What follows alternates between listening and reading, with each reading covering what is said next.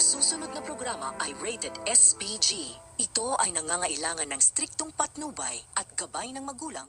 Unti-unti na ngang muling lumalakas ang resto nila Rose dahil unti-unti na ngang nakakalimutan ng mga tao ang mga paninira mula sa mga vlogger na binayaran ni Sandra at Franco.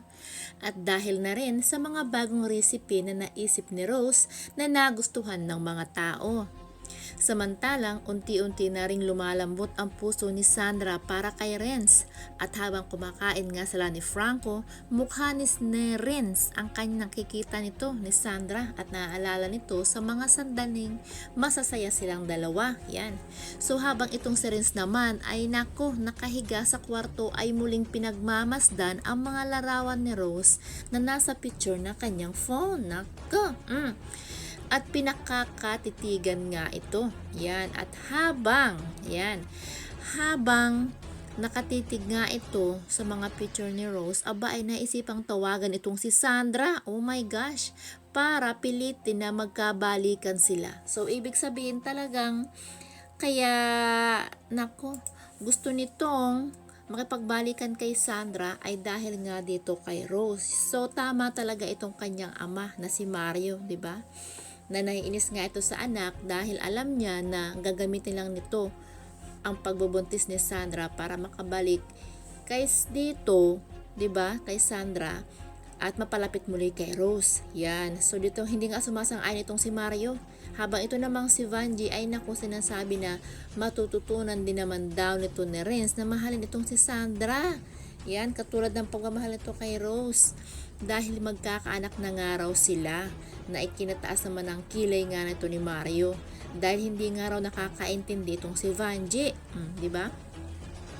So sa kabilang banda naman itong si Matt ay parang nawalan tinik sa kanyang lalamunan simula nang umalis itong si Christina dahil sinabi nga nito kay Rose na poprotektihan niya sa kabila ang kanilang anak, yan, di ba? At ito na nga, ang tao na nanakit nga daw dito sa kanilang anak ay nasa loob mismo ng kanilang pamamahay.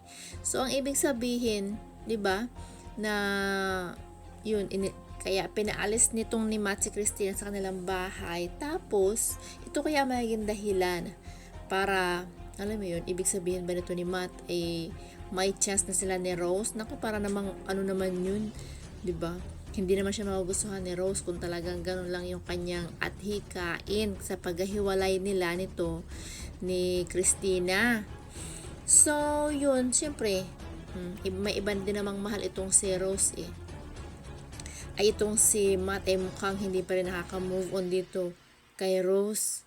So, yun guys, ang ating aabangan kung ano ba talaga ang dahilan nito ni Matt at sila at 'di ba hindi na mapatawad itong si Christina.